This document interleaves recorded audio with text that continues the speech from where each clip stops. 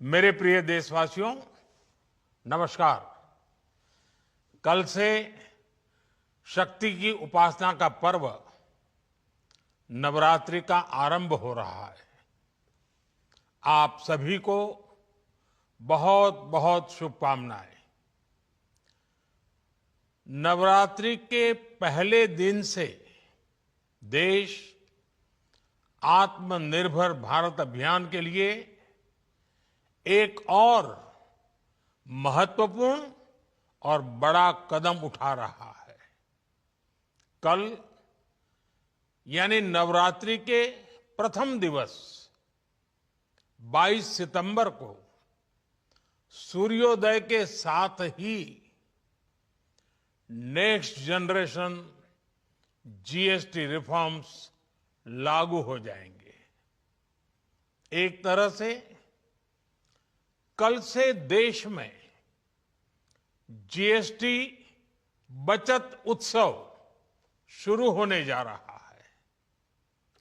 इस जीएसटी बचत उत्सव में आपकी बचत बढ़ेगी और आप अपनी पसंद की चीजों को और ज्यादा आसानी से खरीद पाएंगे। हमारे देश के गरीब, मध्यम वर्गीय लोग, न्यू मिडिल क्लास, युवा, किसान, महिलाएं, दुकानदार, व्यापारी, उद्यमी, सभी को ये बचत उत्सव का बहुत फायदा होगा।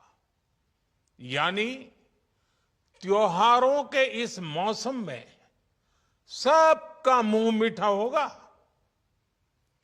देश के हर परिवार की खुशियां बढ़ेगी। मैं देश के कोटि कोटि परिवारजनों को नेक्स्ट जनरेशन जीएसटी रिफॉर्म्स की और इस बचत उत्सव की बहुत बहुत बधाई देता हूं, शुभकामनाएं देता हूं। ये रिफॉर्म भारत की ग्रोथ स्टोरी को एक्सेलरेट करेंगे, कारोबार को और आसान बनाएंगे, निवेश को और आकर्षक बनाएंगे और हर राज्य को विकास की दौड़ में बराबरी का साथी बनाएंगे। साथियों, जब साल 2017 में भारत ने जीएसटी रिफॉर्म की तरफ कदम बढ़ाया था, तो एक पुराना इतिहास बदलने की और एक नया इतिहास रचने की शुरुआत हुई थी। दशकों तक हमारे देश की जनता, आप सभी लोग, देश के व्यापारी अलग अलग टैक्स के जाल में उलझे हुए थे। Octroi, entry tax, sale tax, excise, VAT, service tax, न जाने भांति भांति के दर्जनों टैक्स हमारे देश में थे। एक शहर से दूसरे शहर माल भेजना हो तो न जाने कितने चेकपोस्ट पार करने होते थे, कितने ही फॉर्म भरने पड़ते थे, कितनी सारी रुकावटें थी। हर जगह टैक्स के अलग अलग नियम थे। मुझे याद है जब 2014 में देश ने मुझे प्रधानमंत्री पद का दायित्व सौंपा था, तब उसी शुरुआत के दौर में एक विदेशी अखबार में एक दिलचस्प उदाहरण छपा था। उसमें एक कंपनी की मुश्किलों का जिक्र था। उस कंपनी ने कहा था कि अगर उसे बेंगलुरु से 570 किलोमीटर दूर हैदराबाद अपना सामान भेजना हो तो वो इतना कठिन था कि उन्होंने सोचा और उन्होंने कहा कि वो पसंद करती थी कंपनी कि पहले अपना सामान बेंगलुरु से यूरोप भेजें और फिर वही सामान यूरोप से हैदराबाद भेजें। साथियों, टैक्स और टोल के जंजाल की वजह से ये तब के हालात थे। और मैं आपको सिर्फ एक पुराना उदाहरण याद दिला रहा हूं। तब ऐसी लाखों कंपनियों को, लाखों करोड़ों देशवासियों को अलग अलग तरह के टैक्स के जाल की वजह से हर रोज परेशानी होती थी। सामान को एक शहर से दूसरे शहर पहुंचने के बीच जो खर्च बढ़ता था वो भी गरीब को उठाना पड़ता था। आप जैसे ग्राहकों से वसूला जाता था। साथियों, देश को इस स्थिति से निकालना बहुत जरूरी था। इसलिए जब आपने हमें 2014 में अवसर दिया तो हमने जनहित में, देश हित में जीएसटी को अपनी प्राथमिकता बनाया। हमने हर स्टेक होल्डर से चर्चा की।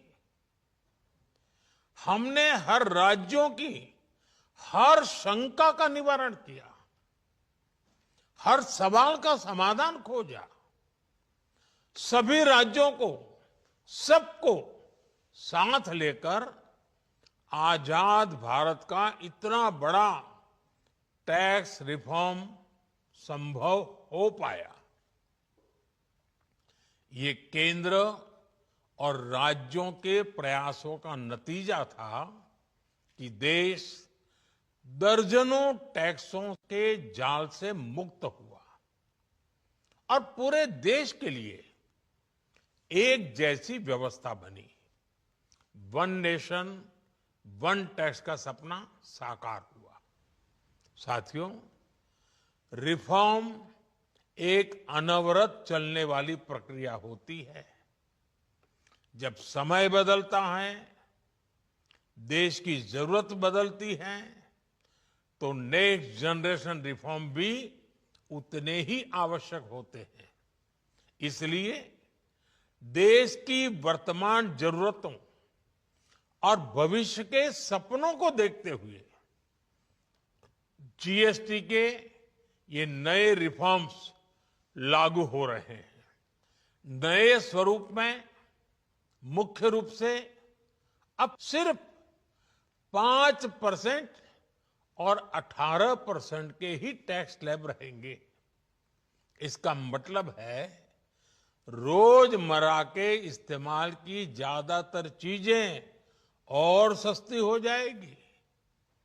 खाने पीने का सामान, दवाइयां, साबुन, ब्रश, पेस्ट, स्वास्थ्य और जीवन बीमा, ऐसे अनेकों सामान, अनेकों सेवाएं या तो टैक्स फ्री होगी या फिर केवल 5% टैक्स देना होगा।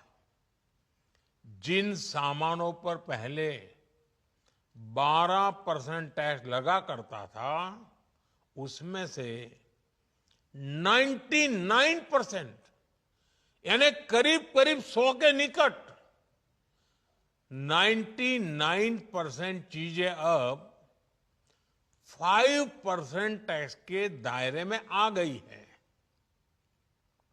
साथियों, पिछले 11 साल में देश में 25 करोड़ लोगों ने गरीबी को हराया है, गरीबी को परास्त किया है और गरीबी से बाहर निकल करके 25 करोड़ का एक बहुत बड़ा समूह नियो मिडिल क्लास के रूप में आज देश के अंदर बहुत बड़ी भूमिका अदा कर रहा है। इस न्यू मिडिल क्लास की अपनी एस्पिरेशंस हैं, अपने सपने हैं।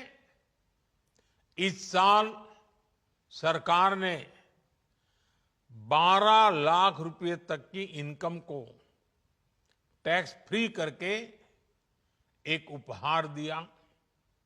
और स्वाभाविक है, जब 12 लाख रुपयों का इनकम टैक्स में राहत हो जाए तो मध्यम वर्ग के जीवन में तो कितना बड़ा बदलाव आता है, कितनी सरलता सुविधा हो जाती है। और अब गरीबों की भी बारी है, न्यू मिडिल क्लास की बारी है।